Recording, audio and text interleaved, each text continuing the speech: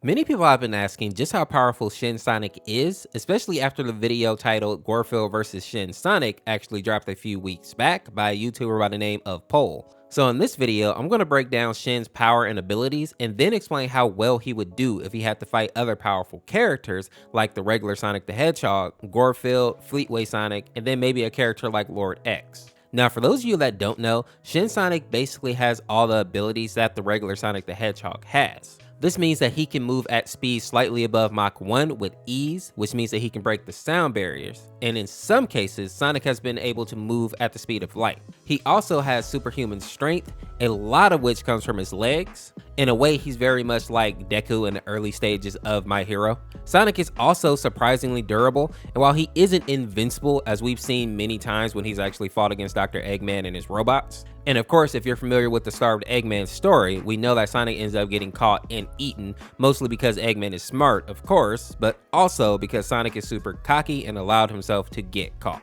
And this will probably pop up later in the video as well, but cockiness is kind of one of Sonic's biggest weaknesses. Now, as I said earlier, one of the things that makes Shin so powerful is that he has all the same abilities that Sonic has, but he also has the abilities that he came with naturally, like the ability to actually take the form of other people or creatures. And the reason that he has this ability is because he's a follower of the Demon Lord Moloch. And while most of you are probably not familiar with the lore of Demon Lords, which really you shouldn't be, you are probably familiar with the Spooky Month series and the demon in there called Moloch.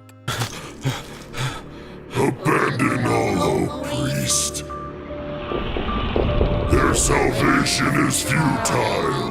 They belong in my eternal flame. You are nothing!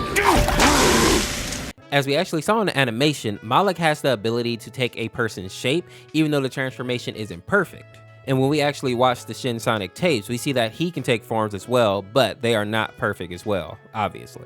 Shin also can sacrifice his victims to Moloch, which basically makes the person dissolve as if they were just being dipped in acid. And if all that wasn't enough, Shin can also change the size of his body, eventually getting as large as Godzilla and still being able to maintain his speed. Now, when you actually pair Shin against regular Sonic, I think they're fairly matched in terms of speed, strength, and durability. I know that some people may be thinking that since Shin can actually increase his size, that he may have like an advantage against the regular Sonic, but I disagree here.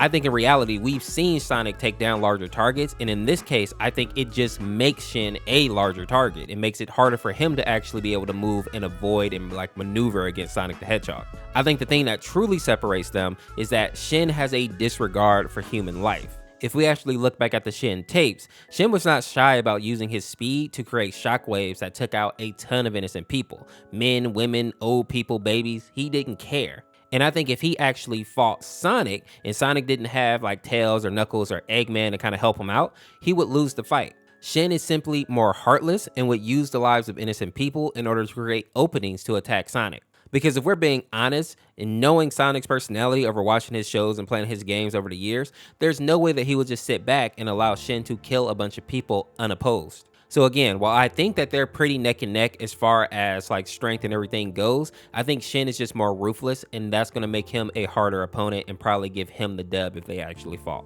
The next character on this list is going to be Gorefield, and this is a character that I find very interesting. Gorefield has been around for years now, and he's basically like a Eldritch Abomination version of Garfield the cat. In his original animation by Lumpy Touch, we actually saw that Gorefield was fighting against John and was able to take a shotgun blast to the face and didn't even seem fazed by it. I mean, I think he smiled at John after the shot.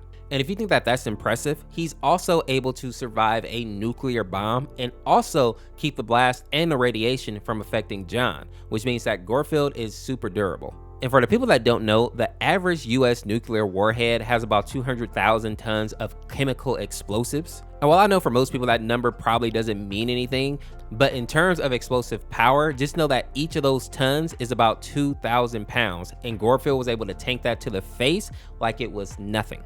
And if all that wasn't enough, when you look at some of the other Lumpy Touch animations, we also learned that Gorefield can manipulate energy, basically shooting lasers out of thin air. He can also change his size just like Shin, and he can even grow wings and like manipulate his body in other ways as well. And you see this in a lot of the drawings of him where he's like a half cat, half centipede monster. He also has increased physical strength and senses, meaning that he can track anyone down just by their scent. And of course, if all that wasn't bad enough, he's considered to be immortal, and he can also regenerate from almost any injury. Lumpy Touch has also confirmed that Gorefield can actually attack and move at light speed. The only reason that he doesn't do it is because most of the times, like, his enemies can't move that fast, so he doesn't need to use that much power or speed. But in this context, what that means is that there's a good chance that he would actually be able to catch and even hit Shin Sonic if they got into a fight. And as we've seen multiple times, Sonic is not the most durable character, even against regular enemies. So I think it's safe to say that Gorefield is probably a bit too tanky and also too strong and fast for Shin to be able to handle by himself. And this isn't even including the horoscope Gorefields, some of which I think would probably give Shin a run for his money, like Solo. I'll link to them at the end of this video in case you don't know the story of those actual Gorefields. And the last thing that I'll mention about Gorefield is that I find it kind of funny that I didn't even need to really go over all his abilities for him to outclass Shin. This is one of those characters that is literally a monster, and I hope that when Poe finishes his animation, it kind of reflects that. Because I feel like if these two actually fight to the death, Gorefield is probably going to be the one that comes out on top there. Next on the list is Fleetway Sonic, and he's basically just a more powerful version of Sonic, but without the moral compass and the control. And with that in mind, I think he will be able to defeat Shin like mid difficulty. Fleetway is simply stronger and faster than Shin, and he wouldn't care about Shin killing innocent people. And if we're being honest, Fleetway would probably knock off a few people himself because he doesn't really care about innocent people getting hurt as well. I wish I can go into more detail with this one, but Fleetway simply outclasses Shin overall. The next character is going to be Lord X, and this is a character that a lot of people like to compare to Shin too, because Lord X is one of the more powerful EXEs. And if we're being honest, it's for good reason.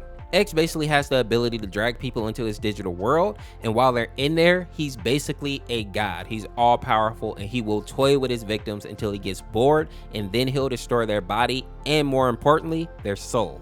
The only issue with this is that I don't see a way in which Lord X would actually be able to drag Shin into his virtual world. I can see something like that happening to the regular Sonic because he's cocky and kind of dumb at times, so he would probably fall into a trap like that, but Shin doesn't have those same character flaws. And based on what we saw in the tapes, Shin is much more likely to just destroy any technology that he comes across because he isn't able to eat it. So I think when you actually pair Lord X and Shin together, Shin wins that fight 9 out of 10 times. If Lord X finds a way to drag him into the virtual world, I could see it going to him, but otherwise, Shin gets it. Now, I know some of you may be wondering why I didn't put more characters for Shin to go up against, but the honest answer is that most of the characters are simply too weak, or they're so obscure that I don't think people really care about them facing against Shin Sonic. Because if we're being honest, most of the popular EXE characters, Shin basically slaps them. It's not even competition. And other popular characters right now are like, what, Huggy Wuggy and Catnap or something? And characters like that shouldn't even be in the same universe. Like, it's no competition. But hopefully this video kind of gives you an idea for how powerful Shin is. And if you enjoyed it, make sure to check out this video on the screen here. Subscribe today to become a member of the Orange Force, and we'll see you tomorrow with another video. Peace, peace.